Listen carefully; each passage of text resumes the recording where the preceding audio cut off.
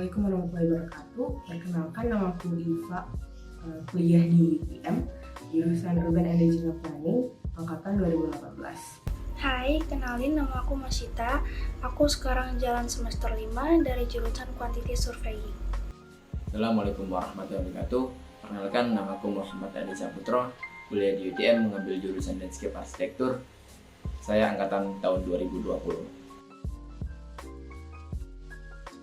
Waktu SMA dulu itu aku suka banget dengan hal-hal yang berkaitan dengan desain. Terus waktu searching tentang jurusan, nemu jurusan Urban and Regional Planning, dan pas baca-baca ternyata dia juga peluangnya sangat besar, peluang kerja setelah di dunia kerja itu peluangnya sangat besar karena di mana-mana kota itu berkembang dengan cepat kan, dan perlu planner-planner untuk mengontrol pembangunan tersebut supaya pembangunan kota-kota tetap baik. Kalau misalnya ditanya apa sih alasan ngambil QS ini, karena jujur aja dari awal tuh aku nggak pernah tahu ya tentang QS ini awal-awalnya, sampai akhirnya aku dikasih tahu dan direkomendasikan sama seseorang, dan mulai dari situlah aku tuh ngerasa tertarik dan pengen cari tahu lebih dalam kayak apa sih QS ini gitu. Tapi selain daripada itu, dilihat sekarang kan perkembangan di bidang pembangunan itu semakin berkembang pesat ya. Jadi aku ngerasa, wah QS ini bakalan punya potensi besar di masa yang akan datang. Bahkan sekarang pun sudah kelihatan gitu, khususnya di Indonesia. Karena berawal dari saya yang hobi menggambar dan juga tertarik dalam bidang desain pembangunan, dan akhirnya saya tertarik dengan landscape arsitektur karena landscape arsitektur itu sendiri fokus pada pembuatan open green space yang mana untuk masa yang akan datang atau untuk kedepannya akan sangat mungkin peluang kerja yang sangat besar, banyak yang akan membutuhkan jasa seorang desainer ahli dalam bidang landscape arsitektur. Jadi yang terpenting itu harus berteman baik sama yang namanya angka-angkaan dan hitung-hitungan. Karena di setiap semester kita bakalan ketemu dua hal ini nih. Jadi jurusan ini tuh bakalan ngajarin kita gimana caranya menghitung quantity material, itu tuh di mata kuliah construction measurement. Terus kita juga bakalan belajar tentang hukum-hukum bangunan, kita belajar tentang kontrak, terus ada juga mata kuliah tentang cost estimate, jadi gitu. Jadi itu beberapa hal yang bakalan dipelajari di quantity surveying ini. Dalam pengertian landscape arsitektur itu sendiri adalah suatu ilmu dan seni tentang perencanaan, perancangan, dan pengelolaan elemen landscape yang tetap memerhatikan fungsi dan estetik keindahan itu sendiri. Atau bisa dikatakan landscape arsitektur juga berfungsi bagaimana untuk membuat atau menyediakan ruangan atau tempat yang tetap memerhatikan fungsi dari tanaman, tapi tetap juga memperhatikan dari fungsi kebutuhan manusia itu sendiri. Adapun contoh cakupan desain landscape arsitektur contoh dalam skala besar yaitu seperti perancangan kawasan industri dan perancangan kawasan rekreasi. Adapun dalam skala kecil yaitu seperti mendesain taman lingkungan, taman kota, atau pekarangan. Jadi seperti namanya Urban and Regional Planning, jurusan ini tuh secara simpelnya kita belajar tentang bagaimana kita menata suatu kota dengan baik. Tapi dia nggak selalu kota, bisa aja dari skop yang kecil seperti menata perumahan yang baik itu gimana, atau menata satu jalan itu yang baik itu gimana. Terus naik lagi juga dari segi kotanya itu menata satu kota gimana. Terus di atasnya lagi bisa juga wilayah kayak sekabupaten menata yang baik itu gimana, atau juga bisa se-Indonesia. Dan apa yang kita pelajari di jurusan ini sebenarnya karena skopnya itu dia besar banget, jadi yang kita pelajari itu juga banyak. Bisa dari segi desain konsepnya, kayak konsep kota yang baik itu gimana sih, apa yang mau kita tonjolkan gitu.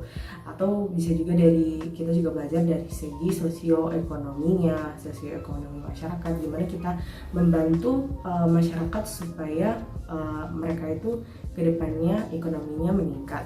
Juga bisa dari segi hukum juga kita ada belajar, jadi banyak banget yang dipelajari di jurusan ini. Kalau menurutku nggak ada satu cara belajar yang efektif karena masing-masing orang itu berbeda. Cuman untuk jurusan ini mungkin yang aku sarankan itu untuk cara belajar supaya lebih efektif itu kita belajar bareng teman. Jadi teman-teman kita ajak diskusi atau kita tanya-tanya ke teman-teman kita. Karena untuk jurusan ini itu dia banyak banget materinya itu yang bersifat critical thinking dan problem solving skills. Jadi kalau misalnya kita ajak teman kita diskusi yang tentunya mereka memiliki opini yang berbeda atau yang sama dengan kita, itu akan membantu banget di elaborasi kita dan jadinya nangkep di otak. Kalau menurutku hal yang paling seru di jurusan ini itu studio. Jadi ada satu matkul yang namanya studio. Kalau offline kemarin itu studio kita kalau misalnya ada project studio yang kerjain itu, jadi kita masuk ke studio beneran, terus kita sama grup kita kayak bahas diskusi tentang gimana baiknya kita menyelesaikan satu project itu.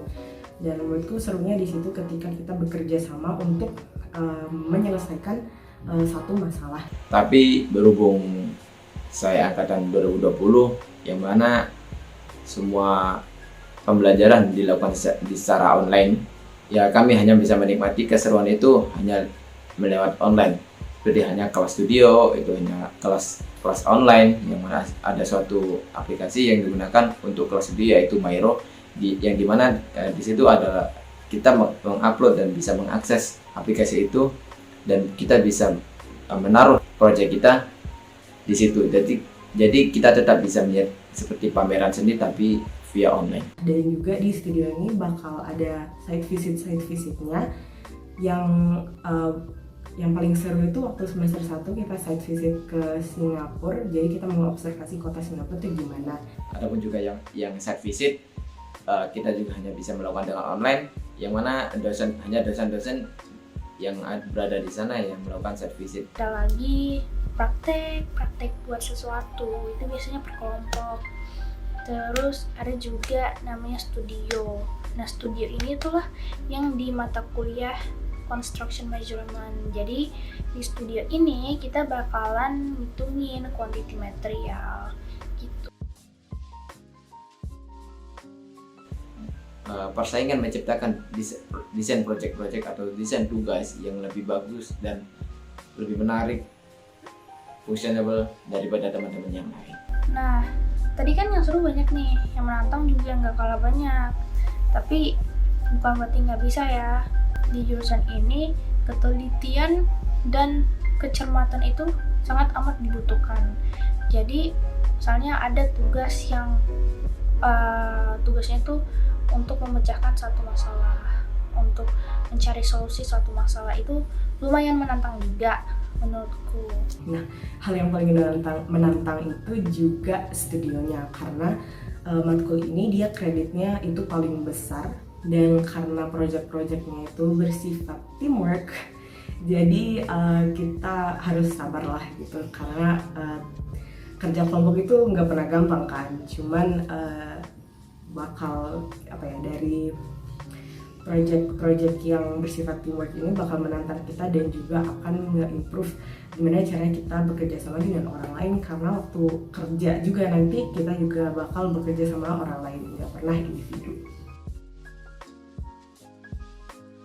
Alhamdulillah kemarin semester 6 aku magang di perusahaan swasta di Bogor, dan waktu magang itu aku dilibatkan di berbagai macam proyek yang ada di Indonesia. Dan itu dari magang tersebut walaupun aku magangnya di Indonesia dan kuliah belajar tentang planning sistemnya itu di Malaysia, tapi ada juga beberapa teori-teori yang diaplikasikan di saat aku magang, dan beberapa proyek yang aku dilibatkan itu banyak buat laporan sih, kayak laporan master plan, laporan analisa site gitu, banyak kayak gitu. Ya mungkin itu aja dari aku. Terima kasih. Wassalamualaikum warahmatullahi wabarakatuh.